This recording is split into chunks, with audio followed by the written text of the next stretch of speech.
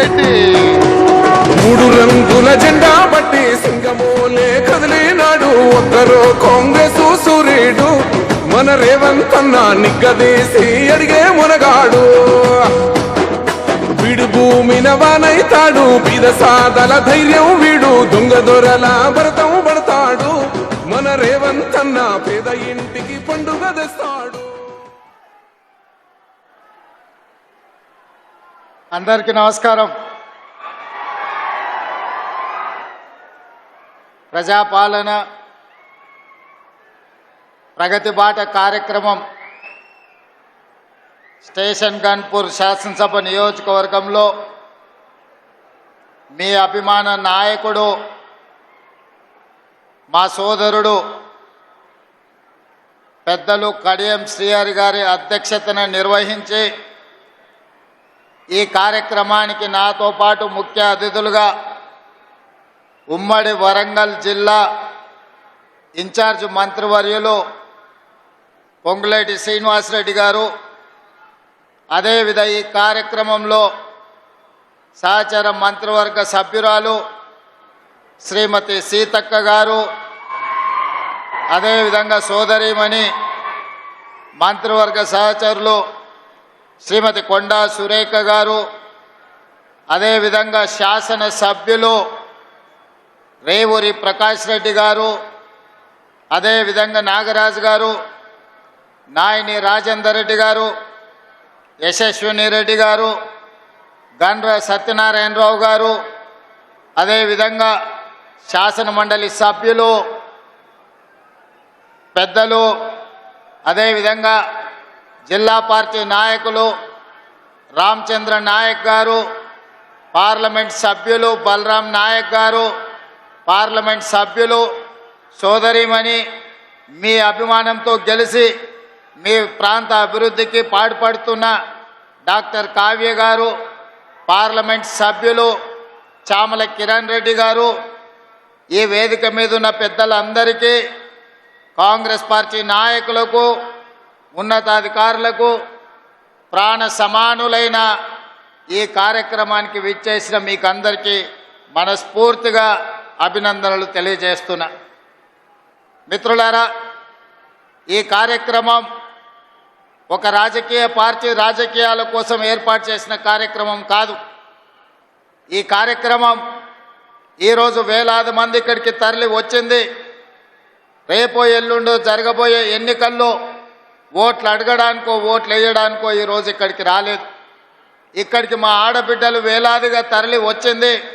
Station Ghanpur అభివృద్ధిలో భాగంగా పెద్దలు కడియం శ్రీహరి గారు తీవ్రమైన కృషి చేసి ఈ ప్రభుత్వం మీద ఒత్తిడి తెచ్చి 800 కోట్ల రూపాయలతోని స్టేషన్ గన్పూర్ శాసనసభ నియోజకవర్గాన్ని అభివృద్ధి పదం వైపు నడిపించాలని పట్టుదలతోటి ఈరోజు 800 కోట్ల రూపాయల నిధులు మంజూరు చేయించి మిమ్మల్ని అందరినీ ఇక్కడికి ఆహ్వానించడం జరిగింది.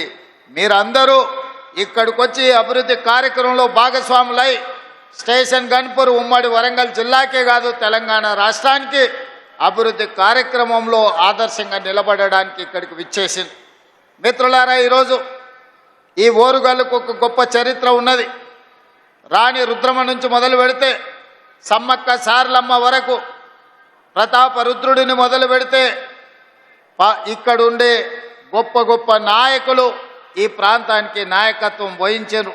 ఒక కాళోజీ కావచ్చు, ఒక దశరథి గారు కావచ్చు, లేకపోతే ఈ ప్రాంతం నుంచి దొడ్డి కొమరయ్య గారు కావచ్చు, లేకపోతే సర్దారు సర్వాయి పాపన్న గౌడు కావచ్చు, దాశరథి కావచ్చు, పాల్కుర్తి సోమన్న గారు కావచ్చు.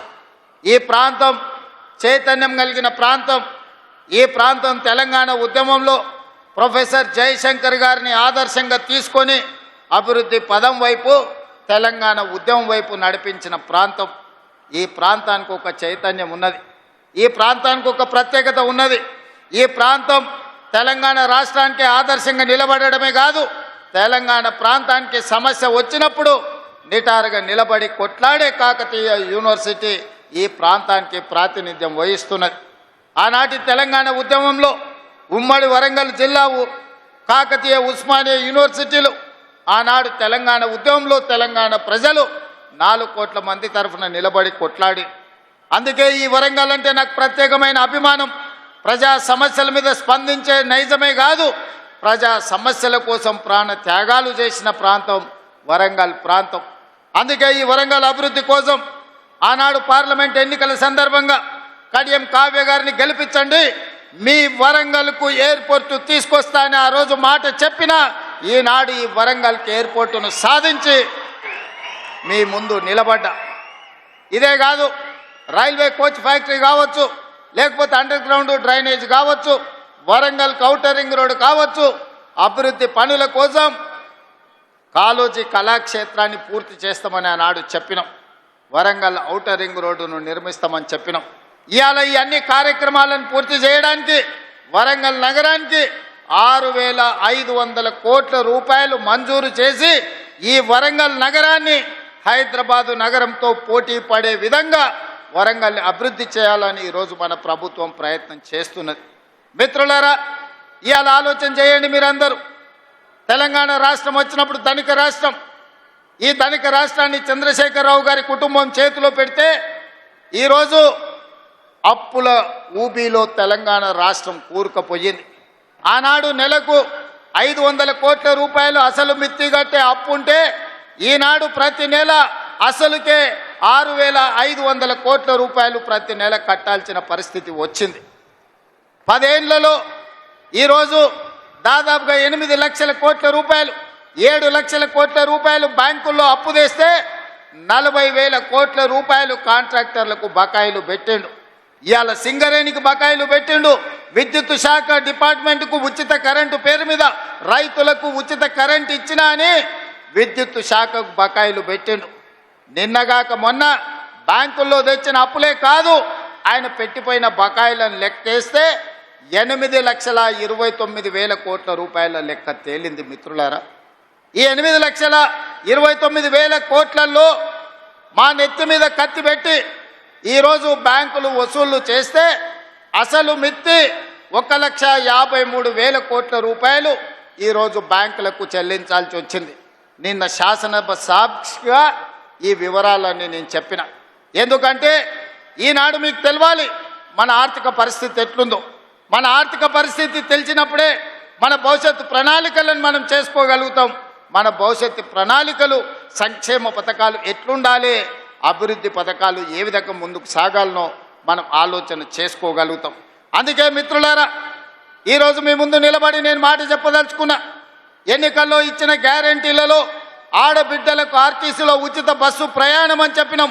2 రోజుల్లోనే ఈనాడు 150 కోట్ల మంది ఆడబిడ్డలు ఉచిత బస్సు ప్రయాణం చేసినందుకు ఆర్టీసీకి 5,005 కోట్ల రూపాయలను ఈనాడు రాష్ట్ర ప్రభుత్వం అందించిన మాట వాస్తవం కాదా? ఈరోజు మా ఆడబిడ్డలు, మా అక్కల్ని అడుగుతున్న ఇక్కడ ఉన్న వాళ్ళను, అక్క ఎప్పుడైనా మీరు బస్సు ఎక్కితే ఎవరైనా అనా పైసైనా మిమ్మల్ని అడిగినరా అని నేను మా ఆడబిడ్డలు నేను అడగదలుచుకున్నా. ఆయల్ల మీరు అమ్మగారింటికి వెళ్ళాలన్నా, అమ్మవారిని దర్శించుకోవాలన్నా, యాదగిరి గుట్టకు పోవాలన్నా, భద్రాచలంలో రాముల వారిని దర్శించుకోవాలన్నా బస్సు పైసలు ఉండేటివి కావు. ఇంటి ఆయన ఇస్తే ఇచ్చినట్టు, లేకపోతే మీరు ఊరుకున్నట్టే ఉండే. కానీ ఇవాళ ఇంటి ఆయన బాయికాడికి పనికి పోతే మా అక్కలు ఆలయానికి పోయి దర్శనం చేసుకొని ఆయన వచ్చే లోపల మళ్ళీ ఇంటికి వచ్చేటట్టు ఈరోజు బస్సుల్లో ఉచిత ప్రయాణం ఇచ్చిన మాట వాస్తవం కాదా? ఇవాళ నేను అడుగుతున్న మా ఆడబిడ్డల్ని, 200 యూనిట్లు మీ ఇళ్లలో ఉండే కరెంటు ఉచితంగా ఇస్తున్నామా లేదా? ఇవాళ తెలంగాణ రాష్ట్ర ప్రజలకు నేను చెప్పదలుచుకున్నా, 200 యూనిట్లు ఉచిత కరెంటు పేదవాళ్లకు, 50 లక్షల కుటుంబాలకు ఈనాడు తెలంగాణ రాష్ట్ర ప్రభుత్వం పేదవాళ్లకు అందుబాటులోకి తీసుకొచ్చిన మాట వాస్తవం కాదా? ఇవాళ అప్పుల పాలైన తెలంగాణలో 24 గంటల ఉచిత విద్యుత్తు రైతాంగానికి అందిస్తున్న మాట వాస్తవం కాదా? అదేవిధంగా ఆడబిడ్డలకు 500 రూపాయలకే సిలిండర్ ఇస్తున్న మాట వాస్తవం కాదా? ఇవాళ నేను చెప్పదలుచుకున్న తెలంగాణ రైతాంగానికి వేదిక మీద నుంచి 25,35,000 మంది రైతులకు 20,617 కోట్ల రూపాయలు, 2 లక్షల రూపాయల వరకు రైతు రుణమాఫీ చేసి మీ రుణం తీర్చుకుంటామని చెప్పినాం.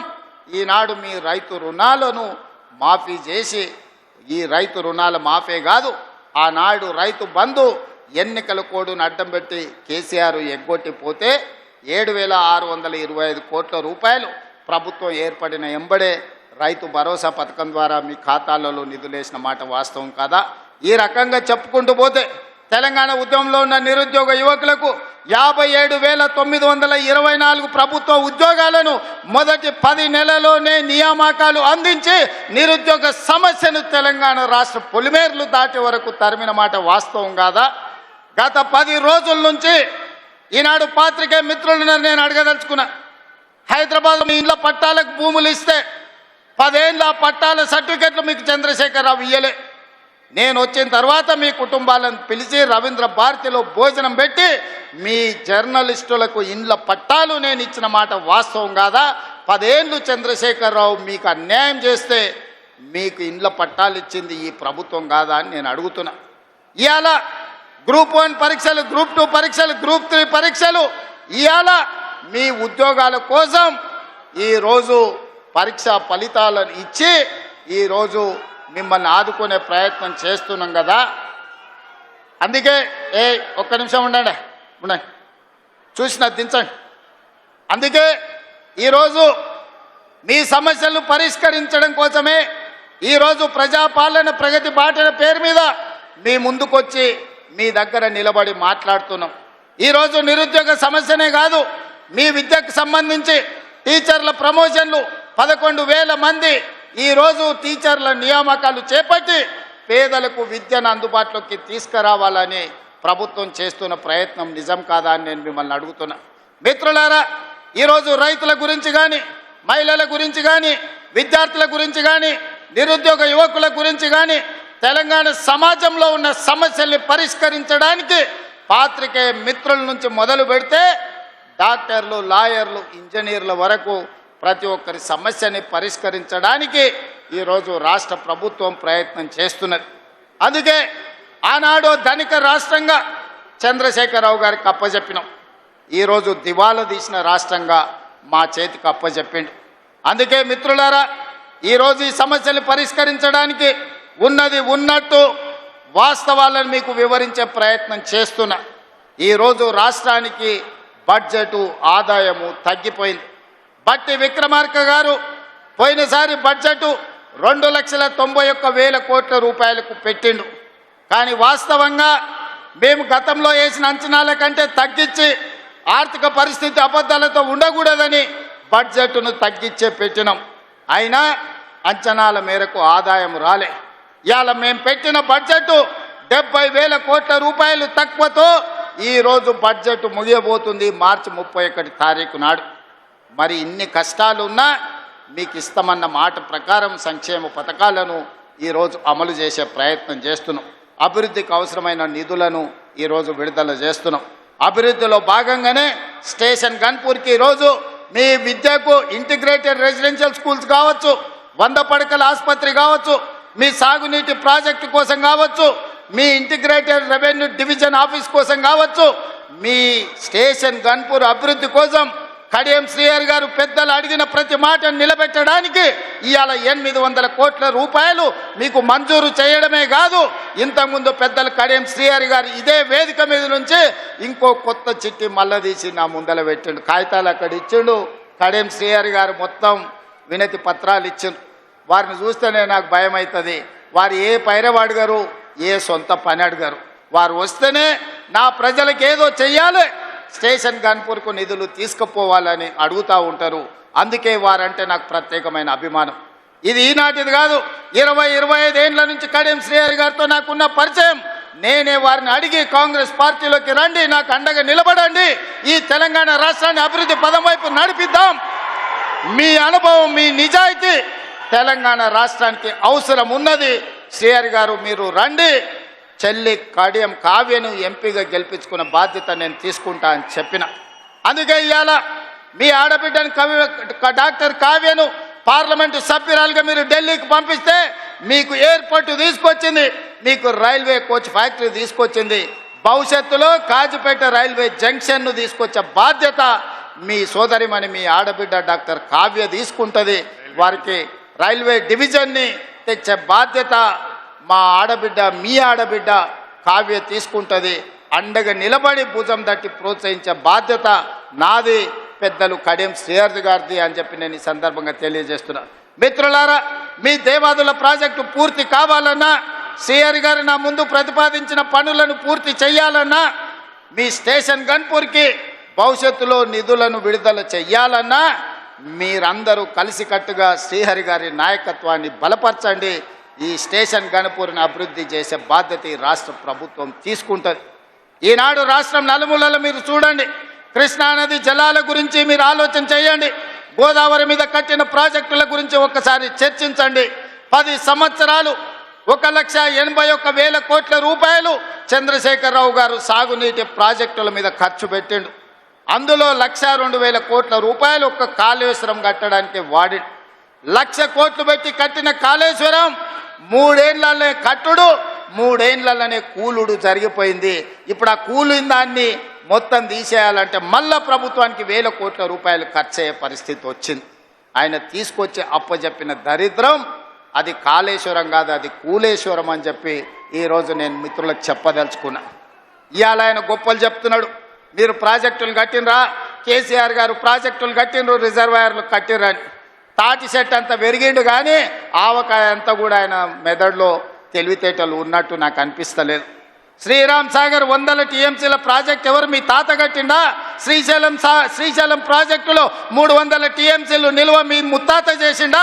నాగార్జున సాగర్లో 200 పైచీలకు టీఎంసీల నీళ్ళ ప్రాజెక్టు ఎవరు కట్టిండ్రని నేను హరీష్ రావు గారిని అడగదలుచుకున్నా.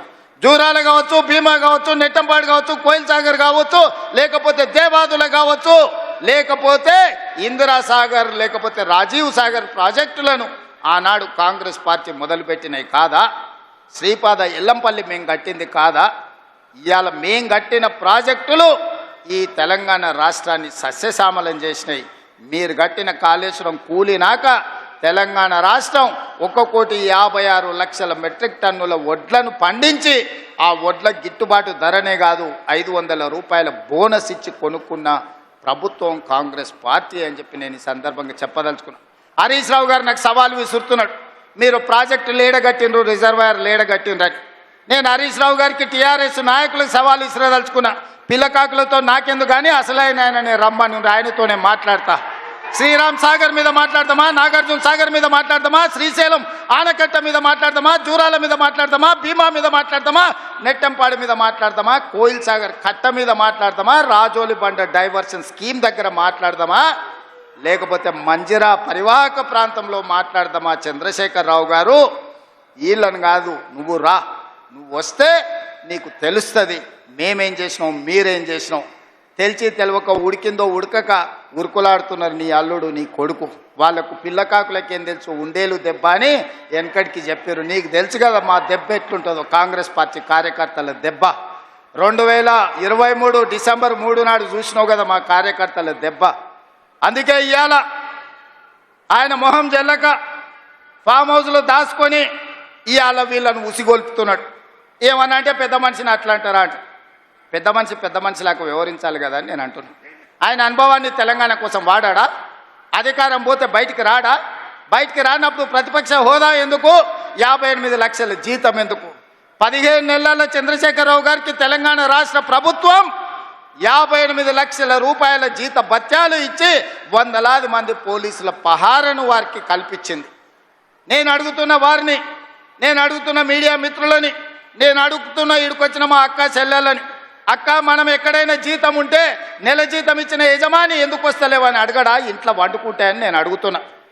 మన దగ్గర ఉన్నోడు ఎవడైనా, మన దగ్గర ఉండే టీచర్ అయినా, ఎస్ఐ అయినా, కానిస్టేబుల్ అయినా, ఏ ప్రభుత్వ ఉద్యోగైనా జీతం తీసుకుంటే జీతానికి రాకపోతే ఉద్యోగానికి రాకుండా జీత భత్యాలు 15 నెలలు తీసుకునేది ఎక్కడైనా ఉన్నదా? ఈ వెసులుబాటు ఎక్కడైనా ఉన్నదా అని నేను అడుగుతున్నా. మీడియా మిత్రులను కూడా అడుగుతున్నా, వారం రోజులు మీరు రిపోర్టు చేయకపోతే మీ యజమానులు ఊరుకుంటారా? ప్రతి నెల క్రమం తప్పకుండా జీత భత్యాలు తీసుకుంటున్న చంద్రశేఖరరావు గారు మీరు ఫామ్ హౌస్లో వండుకొని ఏం సందేశాన్ని ఇవ్వదలుచుకున్నారు? అధికారం ఉంటే ఉంటా, లేకపోతే అలిగి పండుకుంటా అనేదా మీ విధానం అని నేను అడుగుతున్నా. మీకు అనుభవం ఉందంటుండ్రు, మీకు అపారమైన జ్ఞానం ఉందంటుండ్రు, 80,000 పుస్తకాలు చదివిన విజ్ఞాన గని మీరు అంటుండ్రు. మీ అనుభవము, మీ విజ్ఞానము తెలంగాణ ప్రజల కోసం ఉపయోగించరా అని నేను అడుగుతున్నా. మీరైతే 1,00,000 కోట్ల రూపాయలు సంపాదించుకున్నారు, టీవీలు పెట్టుకున్నారు, పేపర్లు పెట్టుకున్నారు, ఫామ్ హౌస్లు కట్టుకున్నారు. నువ్వు గజ్వేల్లో కట్టుకుంటే నీ కొడుకు జన్వాడలో కట్టుకున్నాడు, నీ అల్లుడు మొయినాబాద్లో కట్టుకున్నాడు, నీ బడ్డ శంకర్పల్లి దగ్గర ఫామ్ హౌస్లు 100 ఎకరాలలో కట్టుకున్నారు. మరి తెలంగాణ ప్రజలు ఉన్న భూములు అమ్ముకొని ఆత్మహత్యలు చేసుకుంటుంటే ఈ ట్రిక్ ఏదో మాకు చెప్పరా?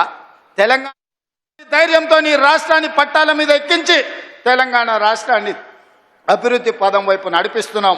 అందుకే ఈరోజు స్టేషన్ గజ్పూర్లో 800 కోట్ల రూపాయలతో అభివృద్ధి కార్యక్రమాలను తీసుకున్నాం. కొన్ని విషయాలు ఆడబిడ్డల విషయం కావచ్చు, ఆర్టీసీ బస్సులు ఇవ్వడం కావచ్చు, లేకపోతే సోలార్ పవర్ ప్లాంట్లు కావచ్చు, ఎన్నడైనా వాళ్ళు ఆలోచన చేసిండ్రా ఈ ఆడబిడ్డలను ఆదుకోవాలని? ఈరోజు మా స్వయం సహాయక సంఘాలను అడుగుతున్నా, మీ పావలా వడ్డీ కానీ మీ జీరో వడ్డీ కానీ ఎన్నడన్నా మిమ్మల్ని 10 ఏళ్ళల్లో ఇంటి బయటికి రానిచ్చిండ్రా బీఆర్ఎస్ వాళ్ళు, గత ప్రభుత్వం అని నేను అడుగుతున్నా. ఇవాళ మా అక్కల్ని అందరినీ ధైర్యంగా రండి, మీ తమ్ముడికి అడ్డగా నిలబడండి, మీ సోదరుడు ఉన్నాడు, మీరు అభివృద్ధి పదం వైపు నడవండి అని చెప్పి ఈరోజు ఆడబిడ్డలకు ఈరోజు మేము నిలబడ్డాం. నేను అడుగుతున్నా చంద్రశేఖర్ రావు గారు, ప్రొఫెసర్ జయశంకర్ గారు ఊరిని కూడా 10 ఏళ్లలో నువ్వు రెవెన్యూ విలేజ్ చెయ్యలేదు. నేను వచ్చిన తర్వాత జయశంకర్ గారు ఊరిని రెవెన్యూ విలేజ్ చేసిన. ఈ ప్రభుత్వం వచ్చినాకనే వరంగల్కి ఎయిర్పోర్ట్ వచ్చింది, ఈ ప్రభుత్వం వచ్చినాకనే రైల్వే కోచ్ ఫ్యాక్టరీ మీకు వచ్చింది, ఈ ప్రభుత్వం వచ్చినాకనే వరంగల్కి అండర్ గ్రౌండ్ డ్రైనేజ్ వచ్చింది, ఈ ప్రభుత్వం వచ్చినాకనే వరంగల్కి ఔటర్ రింగ్ రోడ్ వచ్చింది, ఈ ప్రభుత్వం వచ్చినాకనే మీకు కాళోజీ కళాక్షేత్రం పూర్తయింది, ఈ ప్రభుత్వం వచ్చినాకనే వరంగల్ అభివృద్ధి కార్యక్రమాలు ఆగిపోయిన ఫ్లైఓవర్ బ్రిడ్జు నాయని రాజేందర్ రెడ్డి పట్టుబట్టి దాన్ని పూర్తి చేయడానికి ఒక కొలిక్కి పట్టుకొస్తున్నాడు. ఈ ప్రభుత్వం వచ్చినాకనే 800 కోట్ల రూపాయలు ఈరోజు స్టేషన్ గన్పూర్కు మనం ఇవ్వగలిగినాం, 100 పడకల ఆసుపత్రి కట్టగలిగినాం, డిగ్రీ కాలేజ్ కట్టగలిగినాం, ఇంటిగ్రేటెడ్ రెసిడెన్షియల్ స్కూల్ కట్టగలిగినాం, రెవెన్యూ డివిజనల్ ఆఫీసును కట్టగలిగినాం, ఇందిరమ్మ ఇండ్లు ఇవ్వగలిగినాం. మిత్రులారా, ఈ ప్రభుత్వం వచ్చినాక ఇన్ని పనులు చేస్తుంటే మా మీద తెలంగాణ ప్రజల కోపం ఉందని ఆయన చెప్తుండు. ఎవరి కోపం ఉందే? 57,000 ఉద్యోగాలు ఇచ్చినందుకు నిరుద్యోగ యువకులకు కోపం ఉందా? 65 లక్షల మంది ఆడబిడ్డలకు పండుగ పూట సారే చీర పెట్టినట్టు ప్రతి సంవత్సరం 2 నాణ్యమైన చీరలను ఆడబిడ్డలను అందించినందుకు, సారే చీర పెట్టినందుకు మా ఆడబిడ్డలకు నా మీద కోపం ఉందా? 1000 ఆర్టీసీ బస్సులను అందించి కోటీశ్వరులను చేసినందుకు మా ఆడబిడ్డల కోపం ఉందా? 1000 మెగావాట్ల సోలార్ విద్యుత్ ఉత్పత్తి ప్లాంట్లను అదాని అంబానీలతో పోటీ పడే విధంగా మా ఆడబిడ్డలని శ్రీమంతులను చేసినందుకు నా మీద కోపం ఉందా? రైతులకు 20,617 కోట్ల రూపాయలు రుణమాఫీ చేసినందుకు నా మీద కోపం ఉందా? దేనికోసం కోపం ఉంది? 500 రూపాయల బోనస్ ఇచ్చినందుకు ఈరోజు రైతులకు నా మీద కోపం ఉందా అని అడుగుతున్నా. రైతు భరోసా నాడు 10,000 ఉంటే దాన్ని 12,000కు పెంచినందుకు ఈ రైతాంగానికి నా మీద కోపం ఉందా? మీడియా మిత్రులకు 10 ఏళ్ళు నువ్వు ఇవ్వని ఇండ్ల పట్టాలు రవీంద్ర భారతిలో అందించినందుకు మా మీడియా మిత్రులకు నా మీద కోపం ఉందా అని నేను అడుగుతున్నా. కొంతమంది దొంగలకు దోపిడీదారులకు ఉండొచ్చు, ఎందుకంటే ఈ దొంగలను ఉప్పు పాతరేస్తా దోపిడీదారులను తోలు తీసి బట్టలు ఇప్పదీసి రోడ్డు మీద నించోబెడతానందుకు కొంతమంది దొంగలకు నా మీద ఏమైనా కోపం ఉంటే ఉండొచ్చు. అంటే అన్నా అంటాడు హరీష్ రావు రేవంత్ రెడ్డి అధికారిక కార్యక్రమాలలో తిడతాడు ఎందుకని. ఆయన ఇవాళ మాట్లాడుతుంటే చంద్రశేఖరరావు గారంట తెలంగాణ జాతిపిత అంట. మిత్రులారా, ఇట్లా మాట్లాడితే ఇంకా నేను ఏదో ఒకటి అనకపోతే ఎట్లయితుంది మీరు చెప్పురు. జాతిపిత గురించి మీకు తెలుసు కదా, ఆ జాతిపితకు మందు వాసన పడుతుందా? గుజరాతుల్నే బంధు పెట్టించింది, అవునా? ఆ జాతిపిత గాంధీ ఆశ్రమాలలో ఉన్నాడు, నిరాడంబరంగా ఉన్నాడు. మరి ఈ జాతిపిత వాసన లేకుండా నిద్ర లేస్తాడా? ఆ జాతిపిత ఎక్కడా? ఈ జాతిపిత ఎక్కడా? ఆ జాతిపిత ఎక్కడో చిన్న చిన్న దళిత వాడల్లో జీవితం గడిపితే 100 ఎకరాల ఫామ్ హౌజుల్లో ఈ జాతిపిత గారు ఉన్నారు. ఈయన జాతిపిత ఎట్లయితాడని నేను అడుగుతున్నా. అసలు పోల్చుకోవడానికన్నా పొంతన ఉండాలి కదా. పులిని చూసి నక్క వాతలు పెట్టుకుంటే వాతలతోని నక్క పులి అయిపోతుందా? జాతిపిత అంటే ఎవరు? కొండా లక్ష్మణ్ బాబూజీ జాతిపిత అంటే ఎవరు? ప్రొఫెసర్ జయశంకర్ జాతిపిత.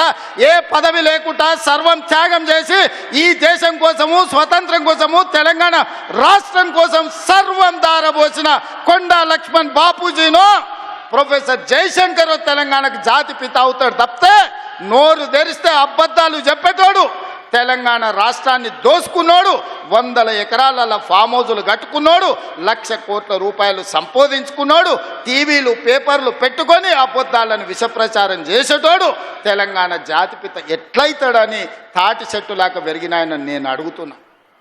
ఇవాళ నేను ఇక్కడున్న యువకుల్ని కూడా అడుగుతున్నా, ఎవడయా జాతిపిత తెలంగాణకు? తాగుబోతాడు జాతిపిత అవుతాడా అని నేను అడుగుతున్నా. త్యాగాలు చేసినోడు తెలంగాణకు జాతిపిత అవుతాడా? తాగుబోతాడు తెలంగాణకు జాతిపిత అవుతాడా అని నేను అడుగుతున్నా. ఒక జయశంకర్, ఒక కొండా లక్ష్మణ్ బాబుచో తెలంగాణ జాతిపితలు అవుతారు తప్పితే తెలంగాణను జలగల్లాక పట్టి పీడించుకున్నవాడు, తెలంగాణ ప్రజల రక్తం దాగినోడు ఎవడు జాతిపిత కాడు.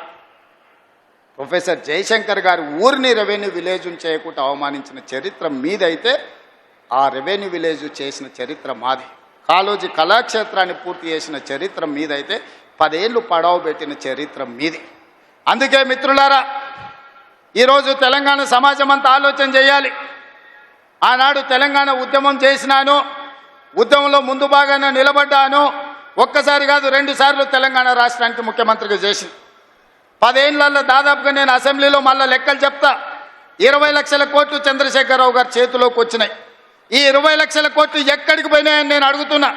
ఇవాళ నేను చెప్పదలుచుకున్న, చంద్రశేఖరరావు గారు చేసిన అప్పుల కోసం నేను కట్టింది 1,53,000 కోట్లు బ్యాంకులకు అసలు మిత్తి పేరు మీద నేను కట్టిన.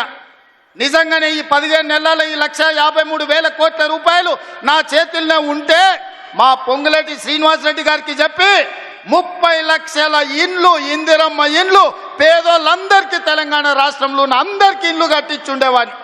ఇవాళ నా దగ్గర ఇండ్లు లేని పేదల లెక్క 25 లక్షలే ఉంది. ఒక్క సంవత్సరం చంద్రశేఖరరావు గారు చేసిన అప్పులకు తప్పులకు నేను కట్టిన పాయమాల్ 1,53,000 కోట్లు. ఈ 15 నెలల ఈ 1,53,000 కోట్లు నా దగ్గరనే ఉంటే 30 లక్షల పేదోళ్లకు 5 లక్షల లెక్కన ఇందిరమ్మ ఇండ్లు కట్టించి రాష్ట్రంలో ఇల్లు లేని పేదోళ్ళు లేకుండా 100% పేదలకు ఇండ్లు కట్టించటోని. ఇదే కాదు, 75 లక్షల మంది రైతులకు 2 లక్షల రూపాయల రుణమాఫీ చేసి ఉండేటోని. ఒక్క సంవత్సరమే చంద్రశేఖరరావు చేసిన పాపాలకు నేను కట్టిన పాయమాల్ 1,53,000 కోట్లు. ఇది పాపాల పుట్టలాగా పెరిగిపోతుంది. ఆలోచన చేయండి మిత్రులారా. పాపాల భైరవుడు రాష్ట్రాన్ని మొత్తాన్ని కొల్లగొట్టేసి ఈరోజు పోయి ఫామ్ హౌస్లో రెస్ట్ తీసుకుంటూ వాళ్ళ వంది మాగదులను పంపించి మమ్మల్ని తిట్టిస్తున్నారు. ఇది ఈరోజు తెలంగాణ రాష్ట్రంలో ఉన్న పరిస్థితి. అందుకే మా ఆడబిడ్డల నుంచి మా నిరుద్యోగ యువకుల వరకు, మా రైతుల నుంచి మా కార్మికుల వరకు నేను ఒక్క మాట చెప్పదలుచుకున్నా. ఖచ్చితంగా ఈ రాష్ట్రాన్ని అభివృద్ధి పదం వైపు నడిపించే బాధ్యత మాది. తెలంగాణ రాష్ట్రంలో జరుగుతున్న తప్పులను ఉన్నట్టుగా మీకు వివరిస్తా. లేని అబద్ధాలను నేను చెప్పను. లేని ఆదాయాన్ని అరచేతిలో వైకుంఠం చూపించను. అరచేతిలో బెల్లం పెట్టి మోచేతి నాకండి అనే అబద్ధాలు నేను చెప్పను. ఉన్న లెక్కలన్నీ అసెంబ్లీలో చెప్తా. రాష్ట్రానికి వస్తున్న ఆదాయం ఎంత, ఆ ఆదాయాన్ని ఎలా సంక్షేమానికి అభివృద్ధికి వాడాలో మీ సూచనలు తీసుకొని ముందుకు వెళ్తా. ఇవాళ కష్టం వచ్చినప్పుడు మీతో కాకపోతే ఎవరితో చెప్పుకుంటామని నేను అడుగుతున్నా. ఇవాళ తెలంగాణ రాష్ట్రం అప్పుల ఊబిలో కూరుకుపోయింది. ఆయన గారు చేసిన అప్పులకు 88,000 కోట్ల అస్సలు కట్టినా, 64,000 కోట్ల మిత్తి కట్టినా 1,53,000 కోట్లు 15 నెలల్లో కట్టాల్సిన పరిస్థితి వచ్చిందంటే ఎంత దారుణమైన పరిస్థితి తెలంగాణ రాష్ట్రం ఉందో మీరు ఆలోచన చేయండి. తండ్రి కొడుకులు అంటారు, అప్పులుంటే బయటికి చెప్తారా, మళ్ళీ అప్పు ఎట్లా పుడుతుందని. నేను మళ్ళీ అప్పులు చేయదలుచుకోలే, పప్పు కూడు వండదలుచుకోలే. అప్పు చేసిన పప్పు కూడు ఎప్పటికైనా మనకు ముప్పే అని, అప్పు మనకు ముప్పు అని నేను స్పష్టంగా నిర్ణయించుకున్నా. అందుకే తీసుకొని తెలంగాణ రాష్ట్ర ఆదాయం పెంచుకొని ఆదాయాన్ని పెంచాలి, పేదలకి పంచాలి అన్న ఆలోచనతోని రాష్ట్ర ప్రభుత్వాన్ని ముందుకు నడిపించదలుచుకున్నాం. అందుకే మీరందరూ సహకరించండి, మీరందరూ అండగా నిలబడండి. మా శ్రీహరన్న మళ్ళా పక్క నుంచి గన్పూర్కు నిధుల గురించి చెప్పమంటుండ్రు. తప్పకుండా దీనికి సంబంధించిన అన్నీ మళ్ళీ నేను నిదానంగా వారితో మాట్లాడి ఇస్తా. ఎందుకంటే మిగతా ఎమ్మెల్యేలు కూడా ఉన్నారు, వాళ్ళందరూ నా దిక్కు కోపంగా చూస్తున్నారు. అన్నీ శ్రీహరన్నకే ఇస్తే మాకు మరి మా సంగతి ఏందని. అదేవిధంగా రాంపూర్ డంప్ యార్డ్ గురించి కూడా శ్రీహరన్న పక్క నుంచి మా కావ్యమ్మ చెప్పినట్టుంది కాగితం రాసిస్తున్నాడు. తప్పకుండా డంపింగ్ యార్డ్ నుంచి మొదలు పెడితే స్టేషన్ గన్పూర్లో ఉండే సమస్యల్ని పరిష్కరించే బాధ్యత నాది. మిత్రులారా, ఎర్ర టెండున మీరు అందరు కూడా ఇక్కడికి వచ్చిండ్రు. మీ ఆశీర్వాదం, మీ అండ ఉండాలి. 10 ఏళ్ళు ఏలినోళ్ళు 10 నెలలకే మమ్మల్ని దిగిపోమంటారు. 5 ఏళ్ళ కోసం కదా కుర్చీ ఇచ్చింది మీరు. ఇవాళ ప్రభుత్వ ఉద్యోగం ఇస్తే 35 ఏళ్ళు ఉద్యోగం ఉంటుంది అంటారు. 2 ఏళ్ళకే తీసేస్తే పోతుందా? చంద్రశేఖరరావు డెఫినెట్గా దుఃఖం ఉంటుంది, వాళ్ళ కుటుంబానికి బాధ ఉంటుంది. ఎందుకంటే ఆ కుర్చీలో ఉంటే వాళ్ళు మళ్ళా దోసుకోవడానికి అవకాశం ఉండే అని వాళ్ళు ఆలోచన చేస్తున్నారు. అందుకే మిత్రులారా, ఈరోజు ఈ తెలంగాణ రాష్ట్రాన్ని అభివృద్ధి పదం వైపు నడిపించుకునే బాధ్యత మనది. ఈ తెలంగాణ రాష్ట్రాన్ని పునర్నిర్మించుకొని మన భవిష్యత్ తరాల కోసము ఆదర్శంగా నిలబడే విధంగా తెలంగాణ రాష్ట్రాన్ని ముందుకు తీసుకువెళ్దాం. మీరందరూ అండగా నిలబడండి. మీకు దాచిపెట్టేదేమీ లేదు. ఉన్నది ఉన్నట్టు అసెంబ్లీలో మళ్ళీ చెప్తాను. నిన్న కొంత చెప్పిన, గవర్నర్ గారి ప్రసంగంలో సగం చెప్పిన, ఈరోజు ఇంటర్వెల్ మాత్రమే, విరామమే. మళ్ళా బడ్జెట్ పెట్టినాక 19-20 తారీఖులో మిగతా కథంతా మొత్తం చెప్తా. రాష్ట్రంలో ఉన్న కేసీఆర్ చేసిన పాపాల చిట్ట విప్పుతా. మీరందరూ వినండి. ఖచ్చితంగా తెలంగాణ రాష్ట్రాన్ని బాగు చేద్దాం. మనమే చేసుకోవాలి, మనమే నడుము బిగించాలి. మీరందరూ అండగా నిలబడాలి. ఇంత మంచి కార్యక్రమాన్ని ఏర్పాటు చేసి మిమ్మల్ని అందరినీ కలవడానికి ఒక అవకాశం కల్పించిన పెద్దలు కడియం శ్రీహరి గారికి, ఇన్ఛార్జ్ మినిస్టర్ పొంగులేటి శ్రీనివాసరెడ్డి గారికి, అదేవిధంగా వేదిక మీద స్టేషన్ గన్పూర్ కాంగ్రెస్ పార్టీ నాయకులు, గ్రామస్థాయి నాయకులు, మండల స్థాయి నాయకులు, నియోజకవర్గ స్థాయి నాయకులు, జిల్లా నాయకులందరూ కూడా వేదిక మీద ఉన్నారు. వాళ్ళందరి పేర్లు నేను తీసుకోలేకపోయినా పేరున వాళ్ళకు మనస్ఫూర్తిగా ధన్యవాదాలు తెలియజేస్తున్నా. మరీ ముఖ్యంగా మా ఆడబిడ్డలకు మిట్ట మధ్యాహ్నమైన ఎర్ర టెండ ఉన్నా అన్నం తినకుండా మీ సోదరిని ఆశీర్వదించడానికి కూర్చున్నందుకు మా ఆడబిడ్డలందరికీ కూడా ప్రత్యేకంగా ధన్యవాదాలు తెలియజేసి సెలవు తీసుకుంటున్నది. మిత్రులారా, జై హింద్, జై కాంగ్రెస్. ముఖ్యమంత్రి గారికి 3 రంగుల జెండా బట్టి సింగమోలే కదిలినాడు. ఒక్కరో కాంగ్రెస్ సూర్యుడు, మన రేవంత్ అన్న నిగ్గదీసి అడిగే మునగాడు. విడు భూమిన వానైతాడు, బీద సాదల ధైర్యం